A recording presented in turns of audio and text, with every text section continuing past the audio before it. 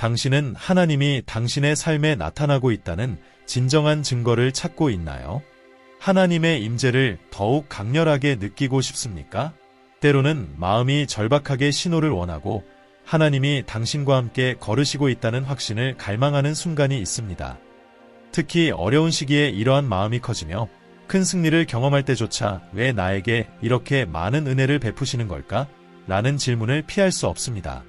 그러나 고통의 순간에는 하나님, 어디 계십니까?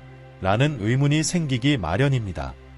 이 모든 상황에서 당신이 가장 바라는 것은 하나님께서 당신의 여정에 함께하고 계신다는 확신일 것입니다.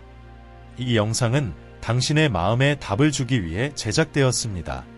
하나님이 당신과 함께 하신다는 10가지 징표를 함께 탐구해 보려고 합니다. 그 징표들은 아마도 당신이 아직 깨닫지 못한 것일 수 있습니다. 계속하기 전에 주변에 같은 질문을 하고 있는 사람들이 얼마나 많은지 생각해 보세요. 이 메시지를 그들과 나누세요. 아직 채널에 구독하지 않으셨다면 지금 구독하셔서 영혼을 만지고 삶을 변화시키는 더 많은 콘텐츠를 놓치지 마세요. 하나님께서 당신의 모든 사랑의 행위에 축복을 주시길 기원합니다. 하나님과의 만남은 단순한 순간이 아니라 모든 그리스도인의 삶의 깊은 변화를 일으키는 시작입니다. 하나님이 가까이 오실 때 그분은 자녀들을 인도하시기 위해 오십니다. 새로운 사명을 준비시키고 새로운 단계의 문을 열고 예상치 못한 축복을 부어주시며 임박한 위험에 대해 경고하고 조언을 주거나 악으로부터 보호하십니다. 그래서 하나님이 당신을 방문하시는 순간을 인식하는 것이 중요합니다. 그래야 당신이 결코 길을 잃거나 방향을 잃었다고 느끼지 않을 것입니다. 하나님의 임재는 모든 그리스도인에게 필수적인 닭과 같습니다. 하지만 기억하세요. 어려운 시기에서만 하나님의 방문을 기대하지 마세요. 당신은 그분이 거하시는 장소, 살아있는 성전이기 때문에 항상 주에 깊게 지켜보세요. 그렇다면 어떻게 확신할 수 있을까요? 첫 번째 징표, 정의에 대한 깊은 갈망. 가장 두드러진 징표는 정의에 대한 채워지지 않는 갈망이 생기는 것입니다. 하나님께서는 죄와 모든 형태의 악을 혐오하십니다. 그분의 본질은 순수한 거룩함이기 때문입니다. 하나님이 계신 곳에는 빛과 완전함이 있습니다. 따라서 그분이 당신의 삶을 진정으로 만지셨다면 어떤 불순함과도 계속 공존할 수 없습니다.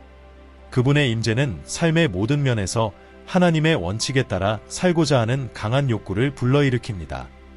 이 내적 충동은 어려움에도 불구하고 항상 옳은 일을 하도록 당신을 강력하게 이끕니다.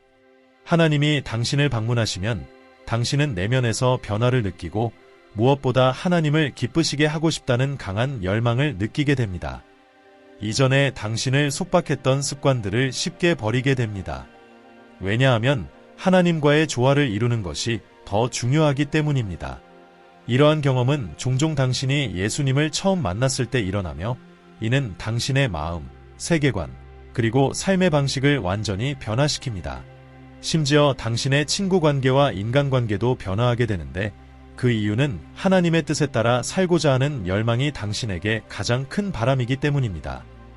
당신은 하나님과의 관계를 방해하는 어떤 것도 기꺼이 포기할 준비가 되어 있습니다. 시편 기자는 시편 42, 1-2에서 이를 감동적으로 표현합니다. 사슴이 시냇물을 찾기에 갈급함같이 내 영혼이 주를 찾기에 갈급하나이다. 내 영혼이 하나님, 곧 살아계시는 하나님을 갈망하니 내가 어느 때에 나아가 하나님의 얼굴을 배울고 이 열정은 하나님이 당신을 방문하셨다는 상태를 반영합니다. 그리고 당신은 스스로에게 묻기 시작합니다. 내가 내 말로 하나님을 기쁘시게 하지 못했을까? 내가 하려는 이 행동이 하나님의 눈의 기쁨이 될까? 이러한 생각들이 당신의 마음을 지배하기 시작합니다. 그 이유는 하나님의 계명을 따르고 그분을 알고자 하는 갈망이 깊고 지속적이기 때문입니다. 이 정의에 대한 갈망은 당신의 생각뿐만 아니라 당신의 행동과 태도까지 이끌어갑니다. 당신은 당신 삶의 어느 부분이 하나님의 기준에 미치지 못하고 있는지 더욱 인식하게 되고 그것이 당신을 불편하게 만듭니다. 오직 올바르게 살아가고 하나님의 이름을 더럽힐 수 있는 모든 것을 피하는 것만이 당신을 만족시킵니다. 이 느낌은 강력합니다. 왜냐하면 하나님께서 당신의 삶에 주목하고 계시며 그분의 임재가 당신을 변화시켰음을 증명하기 때문입니다. 그러나 때때로 당신은 길에서 벗어나거나 지름길을 찾거나 어떤 실수에 걸려 넘어질 유혹에 빠질 수도 있습니다. 하지만 이 정의에 대한 갈망은 당신이 길을 바로잡을 때까지 평온하지 않게 할 것입니다. 그러므로 이러한 도전에 직면할 때 결코 하나님께 용서를 구하는 것을 주저하지 마십시오. 당신의 약점을 이용해 죄의 굴레에 빠지게 하려는 적에게 기회를 주지 마십시오. 영적으로 책임감 있는 친구들, 멘토들, 그리고 지도자들과 함께하는 것은 하나님과 일치된 삶을 살아가는 데 있어서 굳건히 설 수 있는 훌륭한 방법입니다. 사랑하는 여러분, 하나님을 기쁘시게 하려는 당신의 깊은 갈망은 그분의 임재가 당신 삶에 있다는 분명한 증거입니다. 이 갈망은 당신을 악에서 멀어지게 하고 하나님께서 당신 안에서 시작하신 선한 일을 완성하도록 이끌 것입니다. 정의를 추구하는 이 불꽃을 계속 살아있게 하세요. 당신이 지나치다고 말하는 사람들 때문에 흔들리지 마세요. 영적인 여정을 삶의 우선순위로 삼고 항상 당신의 일상적인 행동을 하나님의 원칙과 일치시키도록 노력하십시오. 당신이 길을 잃었다고 느낄 때 주저하지 말고 하나님께로 다시 달려가세요. 그분은 당신을 지키고 당신의 삶에서 그분의 목적을 이루실 것입니다. 예수님의 이름으로 말입니다. 두 번째 징표, 이웃에 대한 깊은 사랑. 하나님은 사랑의 본질이십니다. 그분이 당신을 방문하시면 그분의 본성 일부를 당신에게 남기시며 그 변화를 보여주는 가장 명백한 표시는 이웃을 향한 무조건적인 사랑입니다. 이 사랑은 순간적인 감정이나 일시적인 감정을 초월합니다. 하나님의 방문 이후에 나타나는 사랑은 훨씬 더 큽니다. 그것은 깊고 무조건적인 사랑이며 그리스도의 사랑을 반영합니다. 예수님은 요한복음 15장 13절에서 이 사랑에 대해 이렇게 말씀하셨습니다. 사람이 친구를 위하여 자기 목숨을 버리면 이보다 더 큰 사랑이 없나니 이것이 바로 하나님의 터치 이후에 당신이 경험하게 될 사랑입니다. 그리스도의 희생을 본받아 그분이 인류의 구원을 위해 자신의 생명을 내어주셨듯이 그 사랑이 당신에게도 나타날 것입니다. 이 사랑의 몇 가지 특징을 살펴보겠습니다. 그리스도의 사랑은 완전히 희생적이었습니다. 이는 당신이 다른 사람들을 자신보다 앞세우고 그들의 복지를 자신의 필요보다 우선시하도록 이끌 것입니다. 초대 교회가 하나님의 방문을 경험했을 때 그들은 자신들의 모든 재산을 나누었는데 그들은 아무것도 자신만의 것으로 여기지 않았습니다. 이와 마찬가지로 하나님은 인류를 구원하시기 위해 당신의 외아들을 희생하셨습니다. 하나님의 터치 이후에 당신이 느끼게 될 이 사랑은 다른 상황에서는 어려움이나 불편으로 느껴질 수도 있었을 행동들을 기쁨과 쉽게 하게 만듭니다. 희생적인 사랑은 하나님의 사랑을 나타내는 가장 큰 표현 중 하나이며 하나님의 방문을 경험하면 당신은 이 사랑을 당신의 삶 속에서 진정으로 보여줄 수 있게 됩니다. 또 하나님의 사랑이 당신을 통해 나타나는 또 다른 중요한 측면은 모든 사람에게 자비를 베풀고자 하는 깊은 열망입니다. 사람들의 외모나 지위, 과거에 상관없이 그들을 향한 자비의 마음이 생기게 됩니다. 세 번째 징표, 영적 분별력의 증가. 어느 장소에 있다가 갑자기 설명할 수 없는 이유로 즉시 그 자리를 떠나야 한다고 느껴본 적이 있습니까? 이것이 바로 영적 분별력이 작동하는 순간입니다.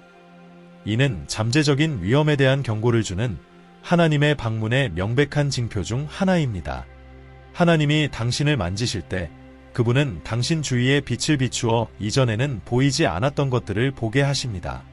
그분의 방문은 계시를 가져오며 어둠 속에 있던 것들을 드러내어 당신이 하나님의 시선으로 세상을 분명히 보게 합니다. 종종 하나님은 당신이 신뢰하는 사람들의 속임수로부터 보호하기 위해 당신을 방문하십니다. 그분이 누군가의 배신적인 의도를 직접적으로 알려주신다면 당신은 아마 그 말을 믿지 않을 수도 있습니다. 그래서 하나님은 당신의 분별력을 높이시며 당신의 눈을 열어 주변의 현실을 깨닫게 하시고 필요한 조치를 취할 수 있도록 도와주십니다. 이 은사를 통해 당신의 마음을 흐리게 했던 것들이 맑은 물처럼 명확해집니다. 무엇이 잘못되었는지를 쉽게 알아차릴 수 있을 뿐만 아니라 모든 것이 평화로울 때도 확신을 느끼게 됩니다. 영적 분별력은 당신의 마음을 진리에 맞춰 유지시켜주며 하나님으로부터 온 것과 사탄의 속임수를 구분할 수 있게 합니다. 또한 이 분별력은 올바른 길로 인도하며 하나님이 당신의 삶에 보내신 사람들을 알아보게 합니다. 예를 들어 아브라함은 소돔과 고모라로 향하는 하나님의 사자들을 분별력을 통해 알아차렸습니다. 만약 그가 이러한 영적 민감성을 갖추지 않았다면 그 중요한 순간에 하나님의 계획을 놓쳤을 것입니다. 이는 창세기 19장 27절에서 보듯이 아브라함이 주님 앞에 서 있던 그 자리로 아침에 돌아갔기 때문에 가능했습니다. 아브라함의 빈번한 하나님과의 교제는 그의 영혼을 영적 사건에 민감하게 만들어 주었고, 이는 그에게 보호, 평화, 그리고 풍성한 축복을 안겨주었습니다. 영적 분별력이 당신의 삶에 활성화될 때, 이는 당신의 마음을 하나님의 목적과 연결시키며 그리스도의 마음을 품고 영적 신비를 보게 만듭니다. 그러나 이 은사가 개인적인 만족을 위해 주어진 것이 아니라 그리스도의 몸을 섬기기 위한 것임을 기억하는 것이 중요합니다. 이 분별력이 나타낸 사건들이 정확하게 맞아떨어질 때 교만이 당신의 마음에 자리 잡지 않도록 조심하십시오. 이 은사는 당신이 어둠 속에서 빛을 비추고 사람들을 악의 함정에서 구하며 그들의 믿음을 그리스도 안에서 굳게 세우기 위해 주어진 것입니다. 적이 이 은사를 자신만의 목적을 위해 왜곡하지 않도록 절대 허락하지 마십시오. 당신의 영적 사건들에 대한 민감성은 하나님이 당신을 방문하셨다는 신호입니다. 그러므로 그분이 당신을 구해내려 하는 것으로부터 자신이 희생양이 되지 않도록 경계하십시오. 네 번째 징표, 약할 때 나타나는 초자연적인 힘. 인생의 도전으로 인해 완전히 지쳤다고 느낀 적이 있지만 어떻게든 계속 나아갈 힘을 발견한 적이 있습니까? 당신이 어떻게 그런 상황을 이겨냈는지 스스로 이해하지 못할 수도 있습니다. 이러한 순간들은 하나님과의 만남 이후 당신의 삶에서 하나님의 도움이 명확하게 드러나는 순간들입니다. 하나님의 초자연적인 힘은 당신이 가장 약할 때 빛을 발합니다. 당신이 너무나 큰 어려움을 겪고 있어서 당연히 지치고 의욕을 잃고 힘이 빠질 것 같지만 설명할 수 없는 힘이 당신을 버티게 하고 폭풍 속에서도 당신을 지탱해줍니다. 이 힘은 인간의 논리나 이해를 뛰어넘어 나타나며 당신이 역경의 파도에 시달릴 때마다 발휘됩니다. 당신은 이미 한계에 도달했다고 느끼고 더 이상 나아갈 힘이 없다고 생각할 수 있지만 하나님의 은혜 안에서 당신은 놀라운 힘을 얻어 견디고 인내하며 결국 승리하게 됩니다. 이 내적인 힘은 오직 당신의 삶에서 성령의 활동적인 임재로만 설명될 수 있습니다. 그래서 예수님께서도 제자들에게 성령이 그들에게 임하시면 그들이 능력을 받을 것이라고 말씀하신 것입니다. 이 능력은 약함의 사슬을 깨뜨리고 앞으로 나아가 새로운 차원에 도달할 힘을 줍니다. 세 번째 징표, 영적 분별력의 증가. 어느 장소에 있다가 갑자기 설명할 수 없는 이유로 즉시 그 자리를 떠나야 한다고 느껴본 적이 있습니까? 이것이 바로 영적 분별력이 작동하는 순간입니다. 이는 잠재적인 위험에 대한 경고를 주는 하나님의 방문의 명백한 징표 중 하나입니다. 하나님이 당신을 만지실 때 그분은 당신 주위에 빛을 비추어 이전에는 보이지 않았던 것들을 보게 하십니다. 그분의 방문은 계시를 가져오며 어둠 속에 있던 것들을 드러내어 당신이 하나님의 시선으로 세상을 분명히 보게 합니다. 종종 하나님은 당신이 신뢰하는 사람들의 속임수로부터 보호하기 위해 당신을 방문하십니다.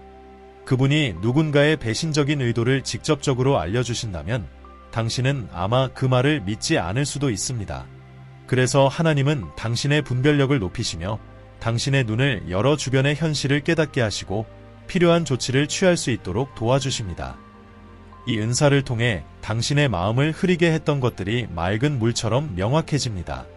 무엇이 잘못되었는지를 쉽게 알아차릴 수 있을 뿐만 아니라 모든 것이 평화로울 때도 확신을 느끼게 됩니다. 영적 분별력은 당신의 마음을 진리에 맞춰 유지시켜주며 하나님으로부터 온 것과 사탄의 속임수를 구분할 수 있게 합니다. 또한 이 분별력은 올바른 길로 인도하며 하나님이 당신의 삶에 보내신 사람들을 알아보게 합니다. 예를 들어 아브라함은 소돔과 고모라로 향하는 하나님의 사자들을 분별력을 통해 알아차렸습니다. 만약 그가 이러한 영적 민감성을 갖추지 않았다면 그 중요한 순간에 하나님의 계획을 놓쳤을 것입니다. 이는 창세기 19장 27절에서 보듯이 아브라함이 주님 앞에 서 있던 그 자리로 아침에 돌아갔기 때문에 가능했습니다. 아브라함의 빈번한 하나님과의 교제는 그의 영혼을 영적 사건에 민감하게 만들어 주었고, 이는 그에게 보호, 평화, 그리고 풍성한 축복을 안겨주었습니다. 영적 분별력이 당신의 삶에 활성화될 때, 이는 당신의 마음을 하나님의 목적과 연결시키며 그리스도의 마음을 품고 영적 신비를 보게 만듭니다. 그러나 이 은사가 개인적인 만족을 위해 주어진 것이 아니라 그리스도의 몸을 섬기기 위한 것임을 기억하는 것이 중요합니다. 이 분별력이 나타낸 사건들이 정확하게 맞아떨어질 때 교만이 당신의 마음에 자리 잡지 않도록 조심하십시오. 이 은사는 당신이 어둠 속에서 빛을 비추고 사람들을 악의 함정에서 구하며 그들의 믿음을 그리스도 안에서 굳게 세우기 위해 주어진 것입니다. 적이 이 은사를 자신만의 목적을 위해 왜곡하지 않도록 절대 허락하지 마십시오. 당신의 영적 사건들에 대한 민감성은 하나님이 당신을 방문하셨다는 신호입니다. 이것은 하나님의 방문의 중요한 측면 중 하나입니다. 하나님은 결정적인 순간에 당신을 돕기 위해 특별한 사람들을 보내실 수 있습니다. 이러한 사람들의 등장은 결코 우연이 아닙니다. 이는 하나님께서 당신의 필요를 미리 아시고 당신이 깨닫기도 전에 당신을 위한 도움과 준비를 예비하신 것입니다. 그분은 귀중한 연결을 만들어내고 기회, 일자리, 지원 등을 제공하여 당신이 필요한 모든 것을 주십니다. 하나님의 방문 이후 당신은 결코 버려지지 않을 것입니다. 6번째 징표, 절대적인 평안. 하나님의 방문 후에 경험하게 되는 가장 중요한 징표 중 하나는 비교할 수 없는 평안입니다. 빌립보서 4장 7절에서 성경은 이렇게 말합니다. 그리하면 모든 지각에 뛰어난 하나님의 평강이 그리스도 예수 안에서 너희 마음과 생각을 지키시리라. 이 평안은 인간의 이해를 초월합니다. 그것은 외부 상황이나 특정한 환경에 의존하지 않고 하나님께서 주시는 내면에서 흐르는 평안입니다. 이 평안은 삶의 가장 어려운 순간에도 당신의 마음을 감싸며 하나님께서 당신을 방문하셨다는 명확한 신호입니다.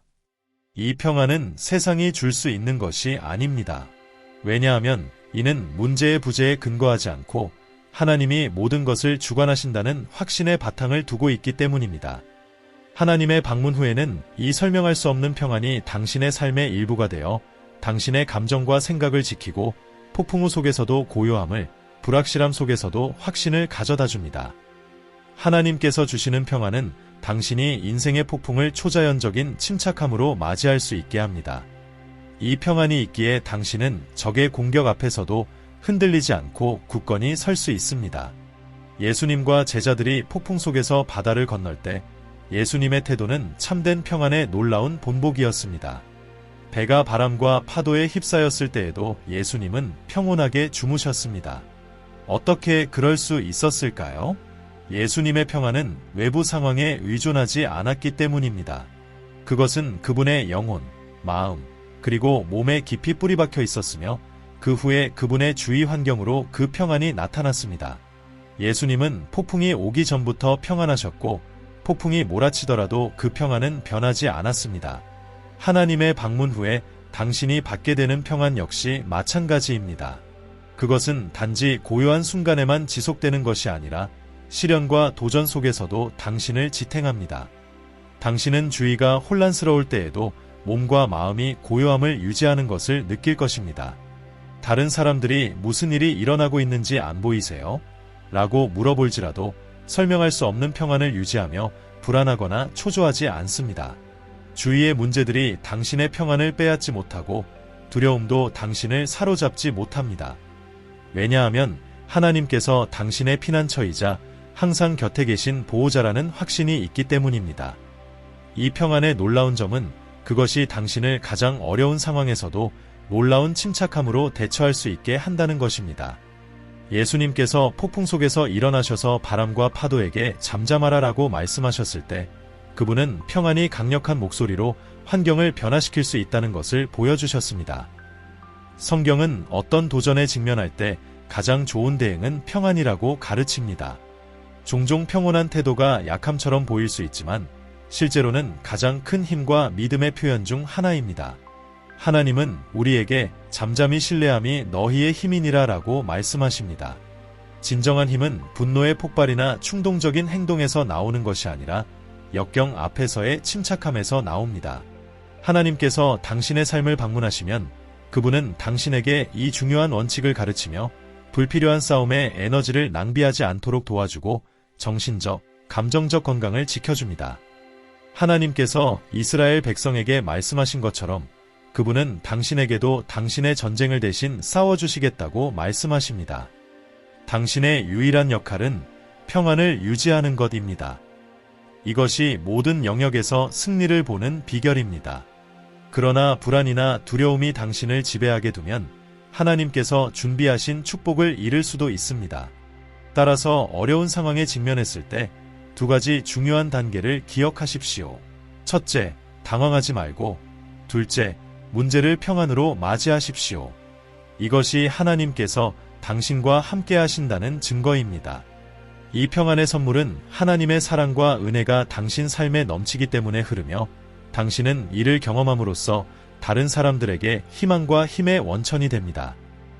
당신 주변 사람들이 당신이 문제를 대처하는 방식을 보고 그 비결을 알고 싶어 할 것입니다. 이는 그들도 하나님의 방문을 경험하게 되는 길을 열어줄 것입니다. 하나님께서 당신 마음에 부어주시는 이 평안은 단지 당신만을 위한 것이 아니라 세상과 나누어야 할 것입니다. 이 평안은 당신을 하나님의 목적을 이루는 통로로 만들며 다른 사람들의 삶에 긍정적인 영향을 미칩니다. 이 평안이 예수님의 이름으로 당신을 지속적으로 인도하여 하나님의 진정한 기쁨과 안식이 있는 곳으로 당신을 이끌기를 기도합니다. 7번째 징표, 흔들리지 않는 믿음의 성장. 하나님의 방문의 또 다른 강력한 징표는 흔들리지 않는 믿음의 발전입니다. 히브리서 11장 1절에서는 믿음은 바라는 것들의 실상이요 보이지 않는 것들의 증거니 라고 읽습니다. 믿음을 가진다는 것은 아직 눈에 보이지 않는 것이 현실로 나타날 것을 믿는 용기를 가지는 것입니다. 하나님이 당신을 방문하실 때 그분은 당신에게 말씀을 통해 튼튼하고 견고한 믿음을 심어주며 그 믿음은 어떠한 시련 속에서도 당신을 지탱할 수 있게 합니다. 이 믿음은 당신의 의지나 노력으로 만들어낼 수 있는 것이 아닙니다. 그것은 단순한 끈기나 결단력이 아니라 하나님으로부터 직접 주어지는 은사입니다. 이 특별한 믿음은 당신이 인생의 도전 앞에서도 확신을 가지고 맞설 수 있게 하며 모든 것이 어둡고 불확실해 보일 때에도 하나님께서 당신 곁에 계시고 당신을 지지하신다는 사실을 믿게 합니다. 당신의 믿음이 흔들리지 않는 이유는 하나님의 말씀에 온전히 의지하기 때문입니다. 내가 물 가운데로 지날 때에 내가 너와 함께 할 것이라. 내가 불 가운데로 지날 때에 타지도 아니할 것이요. 이사야 43, 2. 하나님의 말씀에 뿌리를 두지 않은 믿음은 약하고 인생의 시험을 견딜 수 없습니다. 그러나 당신의 믿음이 하나님의 말씀 위에 세워졌을 때 그것은 폭풍 속에서 당신의 다이 됩니다. 의심과 두려움의 바람이 당신을 흔들려고 할 때 하나님의 약속에 의지하여 굳건히 설 수 있습니다. 하나님은 신실하신 분이라는 사실을 확신하십시오. 하나님은 시작하신 일을 결코 포기하지 않으십니다. 너희 안에서 착한 일을 시작하신 이가 그리스도 예수의 날까지 이루실 줄을 우리는 확신하노라. 빌립보서 1, 6. 믿음은 단지 인생의 도전에 맞서기 위한 것이 아닙니다. 그것은 당신의 그리스도와의 동행의 증거이기도 합니다. 성경은 믿음이 없이는 하나님을 기쁘시게 하지 못하나니라고 분명히 말합니다. 하나님께 나아가는 사람은 하나님이 계신 것과 그분이 자신을 간절히 찾는 자들에게 상을 주시는 분임을 믿어야 합니다. 히브리서 11, 6. 어려움과 고통 속에서도 하나님이 당신을 떠나지 않으실 것임을 기억하십시오. 하나님은 당신이 지나가는 모든 골짜기에서 함께 하실 것이며 당신을 지탱하시고 이미 준비된 영광스러운 미래로 인도하실 것입니다. 하나님의 방문으로 인해 생겨난 이 믿음은 당신의 기초가 되며 그 믿음은 당신이 어떤 상황에서도 하나님이 통제하고 계시며 항상 당신을 인도하시고 돌보고 계신다는 확신을 줍니다. 이 믿음은 매일을 용기, 희망, 확신으로 맞이할 수 있게 하며 하나님께서 모든 일을 당신의 선을 위해 일하고 계시다는 사실을 믿게 합니다. 로마서 8시 28분. 당신의 믿음이 성장하고 있다는 것을 깨닫게 된다면 그것은 하나님이 당신을 방문하셔서 당신을 강하게 하시고 전적으로 그분을 신뢰하도록 격려하시는 신호입니다. 그분은 모든 상황에서 당신을 붙들어 주실 것입니다. 8번째 징표, 예언적 확인. 하나님이 당신을 방문하려고 하실 때 그분은 당신의 삶에 대한 계획을 계시하거나 확인하는 예언들을 주시기 시작합니다. 이러한 말씀들은 당신의 미래에 대해 말하거나 하나님이 이미 당신 마음에 심어 놓으신 것들을 확인해 줄 수 있습니다. 종종 성경을 읽을 때 특정 구절이 마치 당신의 상황에 직접 말하는 것처럼 느껴질 때가 있습니다. 이것은 하나님이 당신에게 그분의 계획을 확인하는 방법 중 하나입니다. 특히 당신이 지도나 하나님의 터치가 필요한 순간에 더욱 그렇습니다. 또한 하나님은 그분의 예언자들을 통해서도 그분의 백성에게 말씀하십니다. 성경에는 하나님께서 예언자를 통해 중요한 메시지를 전달하시는 많은 예가 나옵니다. 특히 필요나 위기의 순간에 그렇습니다. 예를 들어 한나는 오랫동안 불임으로 인해 고통을 받으며 조롱을 당했습니다. 그녀는 깊은 괴로움 속에서 실로의 성전에 가서 간절히 기도했고 그때 하나님의 영감으로 선지자 엘리가 그녀의 간구가 응답될 것이라는 예언을 했습니다. 이 예언은 한나의 삶의 전환점이 되었고 이후 그녀는 이스라엘의 위대한 선지자 사무엘을 낳았습니다. 오늘날도 하나님은 이와 같은 방식으로 일하십니다.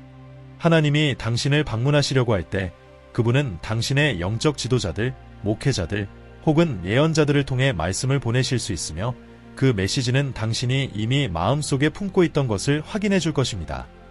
당신이 영적으로 깊이 감동받는 예언적 말씀을 받는다면 그것은 하나님이 당신을 방문하셨다는 분명한 신호입니다. 9번째 신호, 신성한 지시. 하나님이 주시는 지시는 숨겨진 축복입니다. 종종 처음에는 이해하기 어렵거나 의미가 없어 보일 수 있으며 그 지시를 따르는 것이 망설여질 때도 있습니다. 하지만 성경은 하나님의 계명들이 무겁지 않다고 가르칩니다. 요한일서 5:3. 이는 하나님께서 당신의 삶에서 새로운 일을 하실 준비가 되었음을 나타냅니다. 이러한 지시가 도착하면 그것들이 도전적이거나 당장 이해하기 어려울 수 있지만 이는 당신의 성장과 변화를 위한 필수적인 단계입니다. 분명한 예로는 시리아 군대의 장군 나아만의 이야기가 있습니다. 나아만은 나병에 걸렸을 때 하나님의 선지자 엘리사를 통해 받은 지시는 요단강에서 7번 씻으라는 것이었습니다. 처음에 나아만은 이 지시에 저항했습니다. 그 지시가 논리적이지 않게 들렸기 때문입니다. 하지만 결국 순종했을 때 그는 기적적으로 치유되었습니다. 나아만처럼 때로는 하나님의 지시가 즉각적으로 이해되지 않을 수 있지만 그 지시는 깊고 변화하는 기회의 문을 여는 열쇠가 됩니다. 하나님께서 당신에게 명확한 지시를 주고 계시다면 이는 하나님께서 당신의 삶에서 큰 일을 준비하고 계시다는 분명한 신호입니다. 이 지시는 하나님의 방문이 당신에게 이루어지고 있으며 그분이 당신을 축복과 영적 성장의 새로운 차원으로 인도하고 계심을 보여줍니다. 엘리사는 나아만에게 요단강에서 7번 씻으라고 명령하면서 그의 나병이 치유될 것이라고 보장했습니다. 처음에는 나아만이 이를 받아들이기 힘들어했으나 결국 순종함으로써 기적을 경험했습니다. 이처럼 하나님은 당신이 모든 인간적인 수단을 다 소진했을 때 특별한 지시를 주실 수 있습니다. 모든 노력을 다해도 더 이상 해결책이 보이지 않을 때 하나님은 비논리적이거나 심지어 말도 안 되는 방향을 제시하실 수 있지만 그 지시가 바로 해답일 수 있습니다. 베드로와 그의 동료들이 밤새도록 물고기를 잡지 못한 이야기에서 이 원리를 볼 수 있습니다. 베드로는 숙련된 어부로서 모든 방법을 다 써보았지만 그날 밤에는 아무것도 잡지 못했습니다. 그때 예수님께서 그에게 그물을 배 오른편에 던지라라는 간단한 지시를 주셨고 그 결과 그들은 너무 많은 물고기를 잡아 그물이 찢어질 정도였습니다. 이 지시는 베드로가 모든 수단을 소진한 후에 주어졌습니다. 만약 당신이 모든 방법을 시도해 보았지만 결과가 없었을 때 갑자기 하나님이 주시는 예기치 못한 지시가 있다면 그것은 분명한 하나님의 방문의 신호입니다. 하나님은 때때로 이러한 지시를 통해 당신의 순종과 신뢰를 시험하십니다. 만약 지금 하나님께서 계속해서 구체적인 방향을 주고 계시다면 기뻐하십시오. 이는 하나님께서 당신의 삶에 큰 축복을 준비하고 계시다는 표시입니다. 이러한 지시를 통해 하나님은 당신을 세심하게 돌보고 계시며 당신을 축복하시기 위해 의도적으로 일하고 계심을 보여주십니다. 10번째 징표, 하나님의 섭리. 때로는 상황들이 너무 정확하게 맞아떨어져서 하나님께서 일하고 계심이 분명해지는 순간이 있습니다. 이때 하나님은 당신의 발걸음을 인도하여 올바른 장소로 데려가시거나 당신을 축복의 통로가 될 사람들과 연결해 주십니다. 이런 시기에는 하나님께서 일하고 계신 것을 즉시 깨닫지 못할 수도 있습니다. 때로는 결정을 내릴 때 확신이 없을 수도 있지만 하나님과의 만남의 시즌에서는 하나님께서 당신을 알게 모르게 인도하고 계십니다. 나중에 축복이 나타날 때 당신은 하나님께서 처음부터 당신과 함께 하셨다는 사실을 깨닫게 됩니다. 이 하나님의 섭리는 여러 방식으로 나타날 수 있습니다.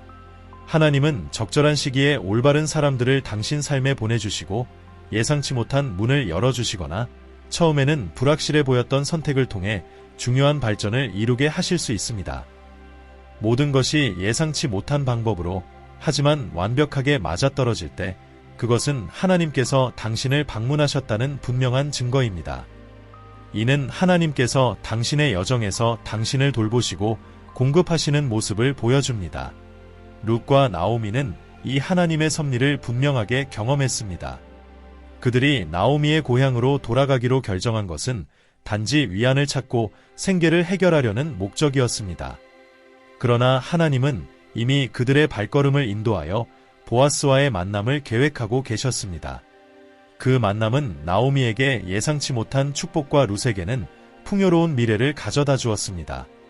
이 모든 것은 그들이 처음에 기대했던 것보다 훨씬 큰 하나님의 계획이었습니다. 사르밧 과부의 이야기는 이 신성한 섭리의 또 다른 눈에 띄는 예입니다. 극심한 기근 속에서 거의 아무 자원도 없는 상황에서 하나님은 엘리야 선지자를 그녀에게 보내셨습니다. 이 과부가 자신과 아들을 위해 간신히 남은 마지막 식량을 준비하고 있었는데 하나님께서 기적적으로 그것을 배로 늘리셔서 절망적인 상황을 풍요로 바꾸셨습니다. 이처럼 하나님께서 예기치 않게 그녀를 방문하셨고 그녀의 절망적인 상황을 완전히 변화시켜 주셨습니다. 하나님이 임재하실 때 이렇게 역사하십니다. 당신이 작은 일로 행하는 것들이 큰 축복으로 이어지는 출발점이 됩니다. 하나님은 거의 눈에 띄지 않게 당신의 발걸음을 인도하셔서 올바른 장소와 올바른 시기에 당신을 이끄십니다. 때때로 예상치 못한 상황 속에서 당신이 직면한 문제들을 해결할 열쇠가 되는 사람을 만날 수도 있습니다. 신성한 만남의 분명한 징후는 모든 것이 큰 노력 없이도 자연스럽게 맞춰질 때입니다. 오랫동안 기다렸던 전화가 마침내 오거나 오래전 기도했던 것들이 이제서야 응답받는 것을 느끼게 될 수도 있습니다. 갑자기 닫혀있던 문들이 열리고 많은 이들이 장애물을 만나는 곳에서 당신은 은혜를 만나게 됩니다. 마치 보이지 않는 손이 당신을 꿈과 소망에 더 가까이 이끌고 있는 것처럼 느껴질 것입니다. 이러한 경험은 너무나 놀라워서 마치 꿈을 꾸는 것처럼 느껴질 수도 있습니다. 시편 126, 1에서 언급된 것처럼 여호와께서 시온의 포로들을 돌려보내실 때 우리는 꿈꾸는 것 같았도다 라는 말씀이 있습니다. 만약 당신이 빠르게 응답을 받기 시작한다면 그것은 하나님께서 당신을 이미 방문하고 계시며 당신을 위해 일하고 계신다는 강력한 신호입니다. 그러나 모든 사람이 이러한 징후를 경험하는 것은 아닙니다. 만약 하나님께서 당신을 이런 방식으로 아직 방문하지 않으셨다고 느낀다면 무언가가 그것을 막고 있을 수 있습니다. 하나님은 당신과 가까이 하고 싶어 하시지만 때때로 당신의 마음에 있는 장벽이나 준비 부족이 그분을 멀어지게 할 수 있습니다. 신성한 방문은 우연히 일어나는 것이 아닙니다. 그것은 당신의 행동과 마음 상태에 대한 하나님의 의도적인 응답입니다. 성경은 우리가 하나님께 가까이 나아가면 그분도 우리에게 가까이 오신다고 가르칩니다. 야고보서 4, 8. 이는 당신이 먼저 영적 준비를 해야 함을 의미합니다. 하나님과의 친밀함을 추구하고 끊임없이 기도하며 그분의 지시를 받을 수 있도록 마음을 열어야 합니다. 하나님의 방문은 전략적인 만남이며 그분은 당신이 그분을 맞이할 준비가 되기를 기다리고 계십니다. 하나님께서 당신을 방문하시기 위한 계획 속에서 당신은 중요한 역할을 하고 있습니다. 하나님은 당신을 이 변화의 과정에 참여하게 하시지만 이것은 준비가 필요합니다. 단지 하나님의 방문을 바라기만 해서는 안 됩니다. 당신이 진정으로 준비되어 있어야 합니다. 방문의 순간은 언제든지 일어날 수 있으며 하나님께서 당신을 준비된 상태에서 만나시기를 원하십니다. 만약 그 기회를 놓친다면 그 기회는 다시 오지 않을 수도 있습니다. 물론 하나님은 자비로우시고 두 번째 기회를 주실 수 있지만 새로운 시즌을 기다리며 인내해야 할 것입니다. 이미 지나간 시즌을 회복할 수 있는 기도는 없습니다. 그러나 다음 시즌을 준비하는 기도는 가능합니다. 따라서 지금 당신이 가진 기회를 놓치지 않는 것이 중요합니다. 지금부터 하나님을 맞이할 준비를 어떻게 해야 하는지 함께 살펴보겠습니다. 첫 번째, 거룩하게 살아야 합니다. 하나님은 당신의 기도에 응답하고 질병을 치유하며 불가능한 문을 열고 당신의 길을 인도하시기를 간절히 원하십니다. 그러나 하나님이 역사하시는 것을 막는 장벽이 있습니다. 그것은 바로 죄입니다. 죄는 당신과 하나님 사이의 벽을 세워 소통과 축복의 흐름을 차단합니다. 성경은 분명히 말합니다. 하나님의 귀가 당신의 부르짖음을 듣지 못하는 것이 아니며 그분의 팔이 너무 짧아 당신을 구원하지 못하는 것도 아닙니다. 문제는 죄가 당신과 하나님 사이를 분리시키고 있다는 것입니다. 이사야 59, 1-2. 이 사실은 깊은 성찰을 요구합니다. 하나님은 역사할 준비가 되어 있지만 당신은 그것을 받을 준비가 되어 있습니까? 신명기 23장 14절에 이렇게 기록되어 있습니다. 내 하나님 여호와께서 너희의 진영을 두루 다니시며 너희를 구원하시고 너희 원수를 너희 앞에 넘기려 하신다. 그러나 이 구절은 또한 당신의 진영이 거룩해야 하며 하나님께서 부정한 것을 보시고 떠나시지 않도록 해야 한다고 경고합니다. 이는 당신의 삶에 죄나 하나님을 기쁘시게 하지 않는 태도가 있으면 그분이 얼굴을 가리시고 당신의 부르짖음에 귀를 막으실 수 있다는 것을 보여줍니다. 때때로 하나님의 응답이 지연되는 이유는 겉으로 보기에는 사소해 보이는 당신이 깨닫지 못하는 작은 행동일 수 있습니다. 그러나 그것이 하나님을 불쾌하게 만들 수 있습니다. 아가서 2장 15절에서는 그것을 작은 여우들이 포도원을 망친다고 표현합니다. 다윗은 이를 알고 하나님께 모든 불의를 깨끗하게 하여 순결한 마음을 새롭게 해달라고 간구했습니다. 시편 51, 10. 당신 역시 이러한 순결을 추구해야 합니다. 당신의 삶을 돌아보고 하나님의 방문을 방해할 수 있는 무언가가 있는지 철저히 점검하십시오. 당신은 자신의 행동, 생각, 생활 방식에 대해 정직하게 평가해야 합니다. 스스로에게 물어보세요. 나는 물질적인 것을 하나님보다 우선시하고 있는가? 누구에게 분노나 원한을 품고 있는가? 성적으로 부도덕한 행동을 하고 있는가? 거짓말을 하거나 부정직한 일을 했는가? 이러한 질문에 진심으로 답해야 합니다. 사실 하나님은 죄를 용납하지 않으시며 죄가 있는 한 당신을 방문할 수 없습니다. 하나님의 방문을 받기 원한다면 정결해져야 합니다. 의도적으로 거룩하게 살며 하나님의 기준에 맞지 않는 모든 것을 제거하십시오. 당신을 죄로 이끄는 영향력에서 멀어지면 곧 하나님이 당신의 삶에서 역사하시는 것을 보게 될 것입니다. 그분이 당신의 진영을 방문하실 것입니다. 두 번째, 순종의 삶. 순종은 하나님의 방문을 받기 위한 중요한 조건입니다. 많은 사람들이 계속해서 같은 문제를 겪는 이유는 하나님의 지시를 따르지 않기 때문입니다. 당신의 삶에 중요한 변화를 원한다면 점검해야 할 한 가지는 당신이 얼마나 순종할 준비가 되어 있는지입니다. 당신의 의지를 하나님의 뜻에 복종시키고 그분이 주시는 지시를 따르는 것은 필수적입니다. 하나님은 절대 목적 없이 지시를 주시지 않습니다. 비록 인간의 본성은 의문을 품기 쉽지만 당신은 신뢰하고 순종해야 합니다. 하나님의 계획은 항상 선합니다. 때로는 그분의 지시와 당신이 기대하는 방문 사이에 명확한 연관성이 없을지라도 그분을 신뢰하고 즉시 따르십시오.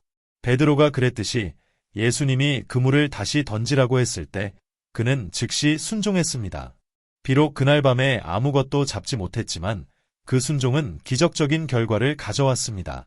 하나님의 지시는 장애물을 제거하고 당신이 바라는 결과를 창출하는 능력을 가지고 있습니다. 아브라함처럼 하나님이 요구하실 때 주저없이 그분께 드릴 준비가 되어 있어야 합니다.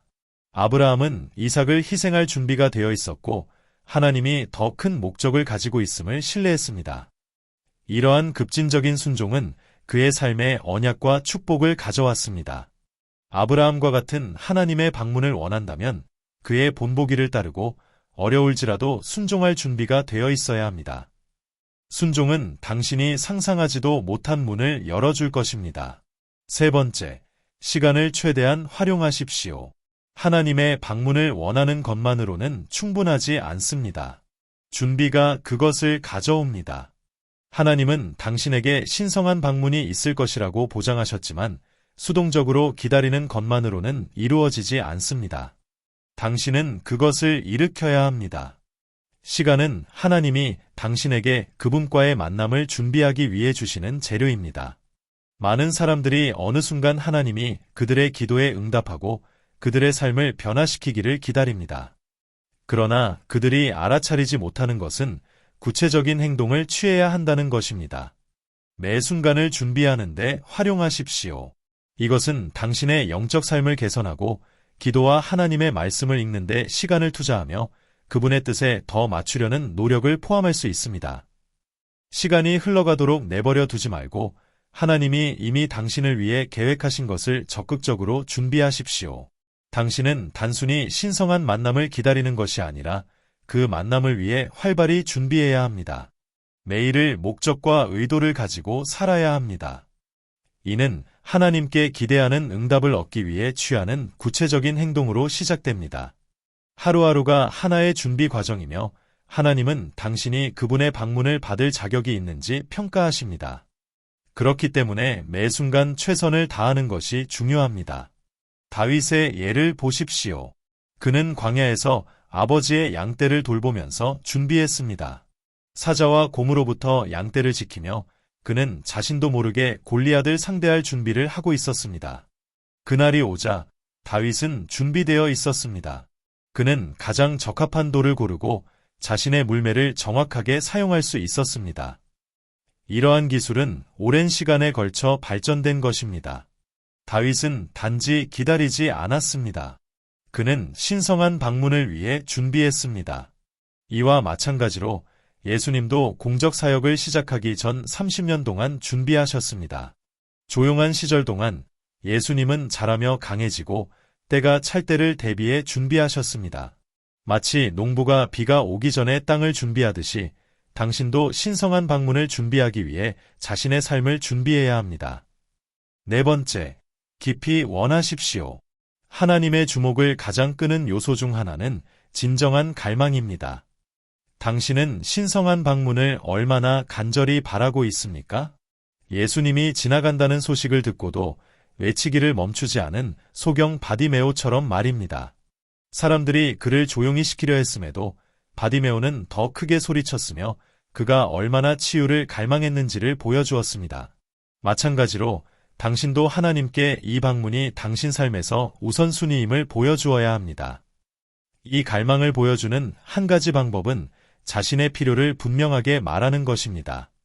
예수님이 바디메오 앞에 섰을 때 그분은 그가 소경인 것을 알면서도 그에게 무엇을 원하느냐고 물으셨습니다.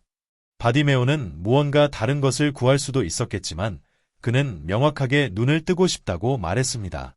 이와 마찬가지로 혈루증을 앓던 여인은 내가 그분의 옷자락만 만져도 나을 것이다 라고 분명히 알았습니다. 또한 야곱이 천사와 씨름할 때 그는 당신이 내게 축복하지 않으면 보내지 않겠다고 단호히 말했습니다. 이러한 경우 모두에서 그들은 확실한 기대와 강한 갈망을 가지고 있었습니다. 하나님은 단순한 갈망뿐만 아니라 그들이 구하는 것에 대한 믿음과 명확성을 가진 사람들을 찾으십니다. 만약 당신이 명확한 목표가 없다면 그 기회를 낭비할 수 있습니다. 신성한 방문은 희귀하고 귀중한 순간이며 그 순간이 올 때 무엇을 원하는지 정확히 알고 있어야 합니다. 믿음과 확신으로 하나님께 구체적으로 요청하십시오. 이제 신성한 방문을 준비하는 방법을 이해했다면 어떤 사람들이 이러한 특별한 기회를 놓치는지에 대해 알아보겠습니다. 첫 번째 이유, 분별력 부족. 하나님은 인간처럼 행동하지 않으십니다. 그분의 길은 신비로우며 그분의 응답은 우리가 기대하는 방식으로 오지 않을 때가 많습니다. 성경은 하나님께서 지혜로운 자들을 부끄럽게 하시기 위해 어리석은 것들을 사용하신다라고 우리에게 상기시킵니다. 고린도전서 1시 27분. 그 예로는 예수님 자체가 있습니다. 하나님이 세상을 방문하기로 결정하셨을 때 그분은 가장 예상치 못한 방법으로 오셨습니다. 동정녀 마리아에게서 마구간에서 태어나신 것입니다. 이는 하나님의 생각이 우리의 생각보다 높다는 것을 가르쳐주며 우리가 분별력이 없다면 그분의 축복을 쉽게 놓칠 수 있음을 보여줍니다. 유대인들과 바리새인들은 구원의 선물을 받을 수 없었습니다. 그들은 자신들의 기대와 종교적 개념에 사로잡혀 있었습니다. 그들은 예수님처럼 평범한 사람이 메시아일 수 있다는 사실을 받아들일 수 없었습니다. 마가복음 6, 3에서는 그들이 이 사람은 목수가 아니냐, 마리아의 아들이 아니냐, 라며 예수님을 경멸했다고 기록되어 있습니다. 그들은 예수님의 단순함에 화를 내었고 그 때문에 신성한 방문을 놓치고 말았습니다. 그들은 영광스러운 구세주를 기다렸지만 진정한 구세주는 그들 앞에 겸손한 모습으로 있었습니다. 바리새인들처럼 당신도 하나님께서 일하시는 단순한 방식을 경멸한다면 하나님의 방문을 놓칠 수 있습니다. 하나님께서 매 시즌에 무엇을 하고 계신지 분별하려면 민감하고 주의 깊은 마음이 필요합니다. 하나님의 응답은 당신 주변의 평범한 사람들과 상황 속에 숨겨져 있을 때가 많습니다. 아무도 과소평가하지 마십시오. 당신이 가장 기대하지 않는 사람이 당신의 돌파구를 열쇠를 가지고 있을 수 있습니다. 하나님은 당신이 생각하지 못한 길을 통해 응답을 주실 수 있습니다. 나아만의 예는 큰 경고가 됩니다. 선지자 엘리사가 나아만에게 나병을 고치기 위해 요단강에서 7번 몸을 씻으라고 지시했을 때 나아만은 분노했습니다. 열왕기하 5시 11분에서 그는 나는 그가 나와서 서서 여호와의 이름을 부르고 그 자리에서 손을 흔들어 나병을 고칠 줄 알았다라고 말했습니다. 나아만은 더 인상적이고 더 위대한 무언가를 원했습니다. 그는 하나님의 단순한 방법을 받아들이지 못해 치유를 거의 놓칠 뻔했습니다. 이것은 우리가 분별력 부족으로 인해 하나님의 축복을 받을 수 있는 단순하고 예상치 못한 방법을 거부할 수 있다는 사실을 보여줍니다. 하나님께서는 그분의 지시를 받을 때 주의하라고 가르치십니다. 그분의 응답은 우리가 상상하는 방식으로 항상 오지 않을 것입니다. 또한 만약 당신의 동기가 잘못되었다면 신성한 방문을 놓칠 수 있습니다. 하나님은 외모를 넘어 마음을 살피십니다.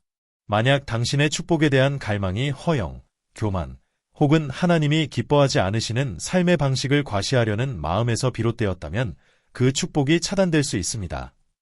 하나님은 지혜와 겸손으로 그것을 관리할 수 있는 사람들에게 그분의 선물을 맡기십니다. 핵심은 모든 세부 사항에서 하나님의 뜻을 분별하고 그분이 어떤 방식으로 역사하시든 순종할 준비가 된 순수한 마음을 유지하는 것입니다. 집중력 부족. 집중력 부족은 당신이 하나님께서 준비하신 축복을 받지 못하는 가장 큰 이유 중 하나가 될 수 있습니다.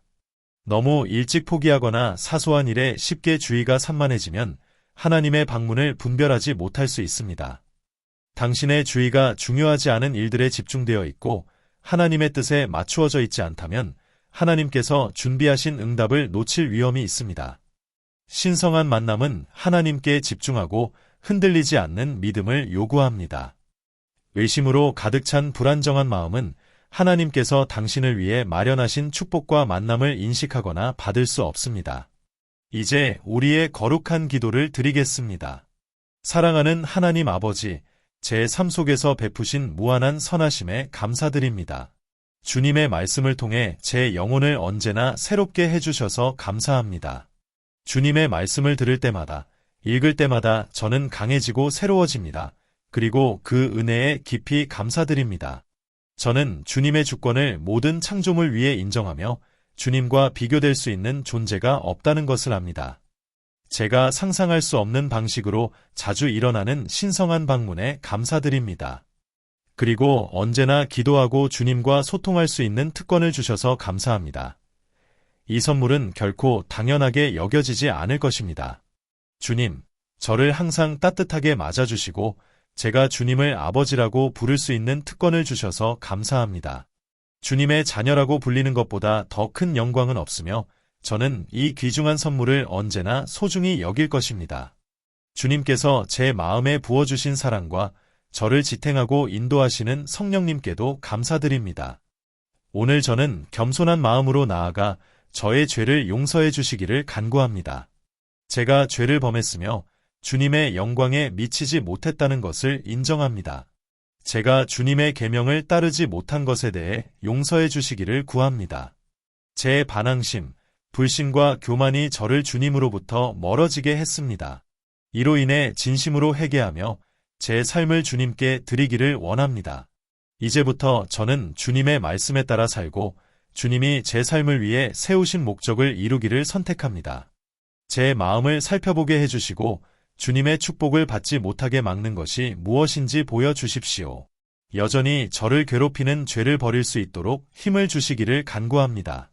만약 제가 사귀는 친구들이 주님의 뜻과 맞지 않는다면 그들과 멀어지고 주님의 뜻에 따라 살 수 있도록 지혜와 용기를 허락해 주십시오. 저를 상처 준 사람들을 용서할 수 있는 능력을 주셔서 제 마음이 자유로워지고 주님의 축복을 받을 준비가 되도록 해주십시오. 주님, 제 마음을 준비시켜 주셔서 제가 주님과의 만남을 놓치지 않도록 도와주십시오. 제가 알고 있듯이 은혜는 동쪽에서나 서쪽에서 오는 것이 아니며 오직 주님께로부터 옵니다. 주님은 모든 완전한 선물의 주시자이시며 이러한 깨달음으로 주님의 신성한 방문을 간구합니다. 저는 주님께서 저를 만져주시기를 깊이 갈망합니다. 한나를 만지시고 주님의 말씀으로 모든 제한을 깨뜨리신 것처럼 저를 찾아와 주시기를 원합니다. 저는 주님과의 만남을 갈망하며 야곱처럼 주님께서 나타나시고 제 눈물을 닦아주실 때까지 포기하지 않겠습니다. 주님, 제 삶의 주님의 치유를 간구합니다. 제 상처를 치유해 주십시오. 그것이 감정적, 육체적, 혹은 영적이든 간에 저를 완전히 회복시켜 주셔서 기쁨과 헌신, 새롭게 얻은 힘으로 주님을 섬길 수 있도록 해주십시오. 주님의 힘이 제 몸에 흐르고 주님의 은혜가 저를 감싸서 이전에는 불가능해 보였던 일들도 할 수 있게 해주십시오. 주님, 저를 방문하실 때 저를 지나치지 않기를 바랍니다. 주님의 임재를 위해 항상 준비된 상태로 있게 하여 주옵소서. 제가 일상의 작은 기회를 최대한 활용하여 주님의 방문에 민감하게 반응할 수 있도록 도와주십시오. 저에게 분별의 영을 주셔서 제 방문의 때를 알아차리고 주님께서 주시는 축복을 놓치지 않도록 해주십시오. 주님, 제발 저를 지나치지 마시고 저를 눈여겨보아 주십시오. 주님께서 제 삶에서 하고 계신 일을 제가 분명하게 볼 수 있도록 제 눈을 열어주십시오. 주님께서 지시를 주실 때 주저하지 않고 순종할 수 있는 힘과 용기를 주옵소서. 베드로가 주님의 명령에 따라 그물을 던지고 풍성한 축복을 받은 것처럼 저도 제 삶에서 돌파를 경험할 수 있기를 바랍니다. 불확실한 순간에도 주님을 믿는 믿음을 강하게 하여 주옵소서. 주님은 저의 다치자 항상 함께 하시는 동반자이십니다. 아브라함이 순종했던 것처럼 저도 주님의 길을 따를 수 있게 도와주시고 비록 그것이 제 바람과 맞지 않더라도 주님의 길을 선택하게 해주옵소서. 주님의 말씀은 주님께서 저를 둘러싼 불의 성벽이 되실 것이라고 약속하십니다. 제가 그 어느 때보다도 주님의 임재를 뚜렷하게 느낄 수 있도록 제 삶 속에서 역사하여 주옵소서. 주님의 보배로운 피로 저를 덮어주시고 제 축복을 빼앗으려는 어떤 권세로부터도 저를 지켜 주옵소서. 주님의 변함없는 은혜와 변치 않는 사랑, 그리고 축복이 제 삶과 제 가족에게 임하게 하여 주옵소서. 주님의 보이지 않는 손으로 우리를 인도해 주시고 길이 없어 보일 때 길을 열어 주옵소서. 이스라엘 자손에게 주신 약속들이 저희의 삶에도 이루어지게 하여 주옵소서.